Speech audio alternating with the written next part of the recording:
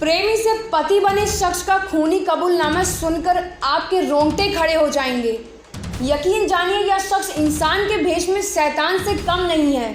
इसने एक इंसान ही नहीं बल्कि भरोसे का भी खून किया है। हमने जो है उनकी जो लॉस्ट बॉडी थी यहाँ फेंक दी थी। कहाँ पे?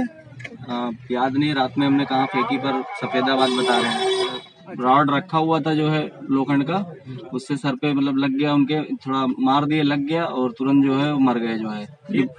तो वही हम समझ नहीं आ रहा था क्या करें, किसको बताएं, फैमिली में किसी को पता नहीं था, इसलिए जो है फिर बाद में धीरे धीरे जो है समझ में आया चलो इनको फेंक देते हैं कहीं। तो गए सेक्टर 17, वहाँ से छुरी लेके आए और थैली फिर बैग में डाल के काट के बैग में डाल के, और रात में जो है समझ में नहीं आया मतलब कहाँ फेंक दिए जो है। उसके बाद जो है हम घर चले गए। सुना आपने, पत्नी की लाश को बोटी बोटी कर सूटकेस में भरकर फेंकने वाले दरिंदे का कबूलनामा।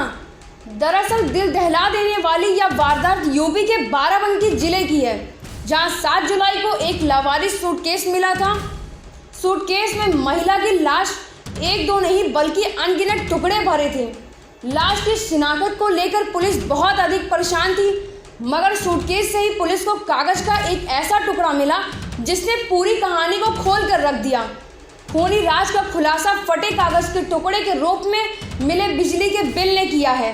बिजली के बिल के आधार पर पुलिस रिजवान के घर पहुंची, जहां पता चला कि मकान को समीर नाम के व्यक्ति ने किराए पर लिया था, जो कि इन दिनों लापता है। पुलिस ने और गहरी छानबीन की तो पता चला कि लापता समीर खान गुलरिहा थाना महाराजगंज जिला बलरामपुर का रहने वाला है, जो 2005 से मुंबई में चिकन शॉप में चिकन काटने का काम कर रहा था।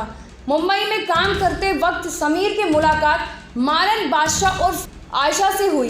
दोनों की मुलाकातें प्यार में बदल गई और प्यार परवान चढ़ा तो आयशा और समीर ने निकाह कर लिया। आयशा मुंबई यूनिवर्सिटी से बीकॉम और डीबीए की डिग्री हासिल कर मुंबई के सहारा इंटरनेशनल एयरपोर्ट के KFC स्टोर में सेल्समैन का काम कर रही थी।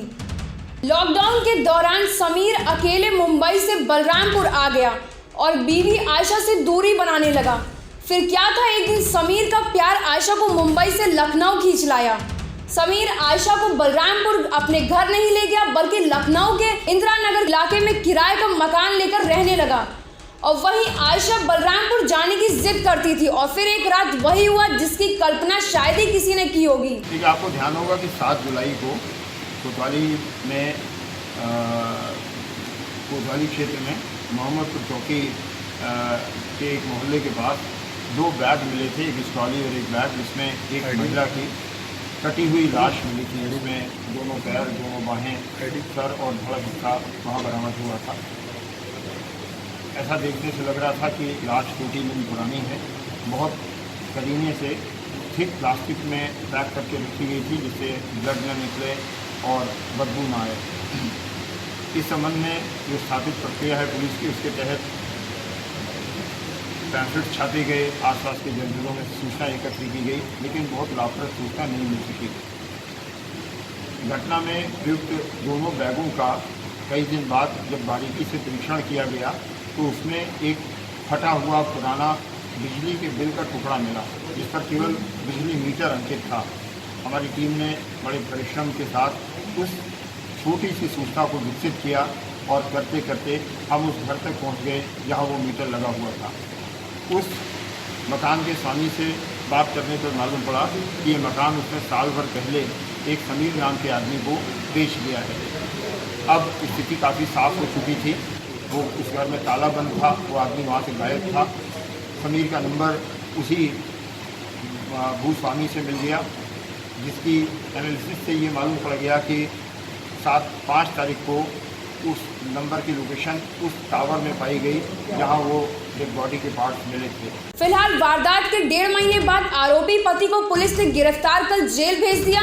NDTV भारत के लिए बाराबंकी से श्रवण चौहान की रिपोर्ट। देश दुनिया की ताज़ा तरीन खबरों से रूबरू होने के लिए सब्सक्राइब कीजिए आपका अपना चैनल NDTV भारत।